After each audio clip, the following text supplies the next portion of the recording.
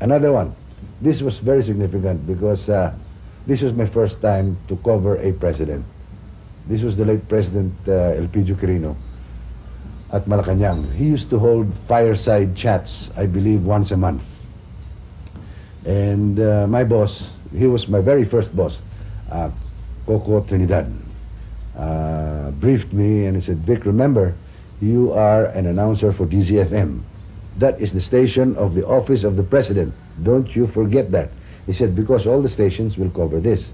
So when the president enters the room, you walk up to him, you greet him and tell him, Mr. President, I am representing your station.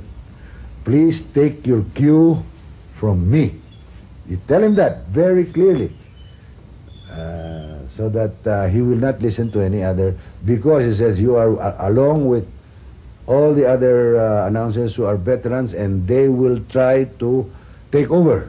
But the president will listen to you because you are DZFM, the people station under the office of the president. So he says, I'm warning you, one of them, a good friend of yours, a good friend of mine, will try to steal the show from you. And this guy had a very big voice. He was a good friend of mine, actually, huh? Very, very good friend of mine. And when the president came out, I met him right away. I was carrying the microphone with the banner and said, good evening, Mr. President. I introduced myself. I am representing your station. Mr. President, please take your cue from me and from no one else. I represent your station. Yes, yes, Mr. Silayan said. Oh, very nice. Then we, all the announcers, we got together and said, we have a 30-second introduction. All agreed? And we all agreed. No, 1 minute, 60-second introduction. Is that agreed? All agreed. Anyway, at 59, we all started our introductions. If it was 7:59, we were all on the air giving our introductions. So at 8 o'clock sharp, the president would speak. Boy, I was really turning away because this guy's voice is really so big. If you don't turn away from him, his voice is what will be heard over the air on your station. So I was turning away and making my own introductions. It was, we were, you know, we all had our watches, we synchronized and we were watching. And about 7:59:25, he comes out with his booming voice. The next voice you will hear will be that of His Excellency President Elpidio Quirino, and he makes a big cue like this to the president. And the president nodded to me and says, he did not. And since he had said that, he could not keep talking after he said, the next voice you will hear will be that of the president. So he had a 30-minute blank silence. And all of us kept talking for another 30 seconds until we all said, almost simultaneously, the next voice you will hear will be that of His Excellency President Elpidio Quirino. And he came in. And we all smiled at each other. Luko ka. That was fun. I remember those days.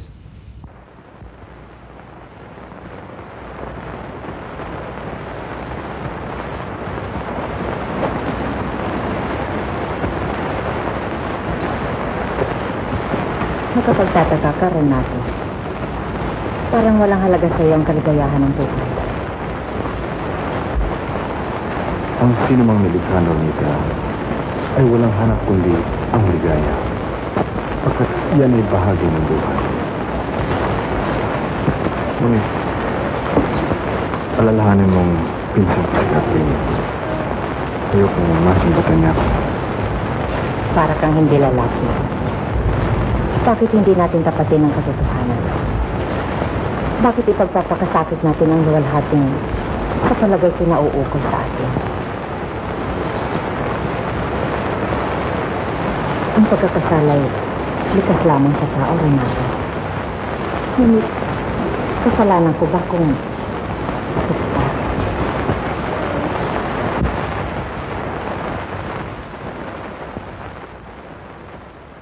Ang pangarap ko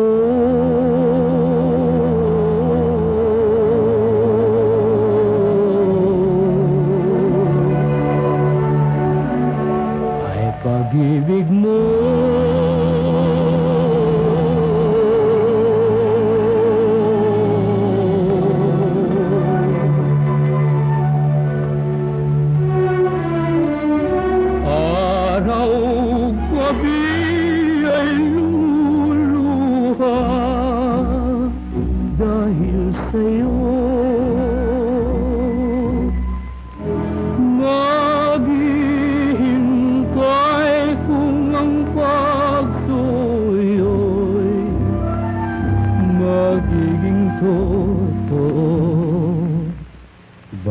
mo kaya di pa napapansin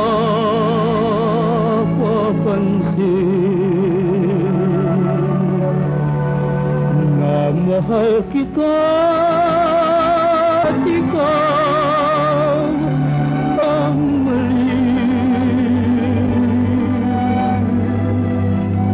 Sa puso ko'y di magmamaling ang pagmamahal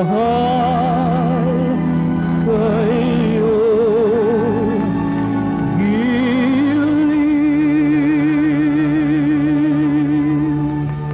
When I started as a movie actor, parang sinuwerte ko, nag-umpisa ko, ang shooting ko, puro day off ko, mga weekends, saka holidays eh.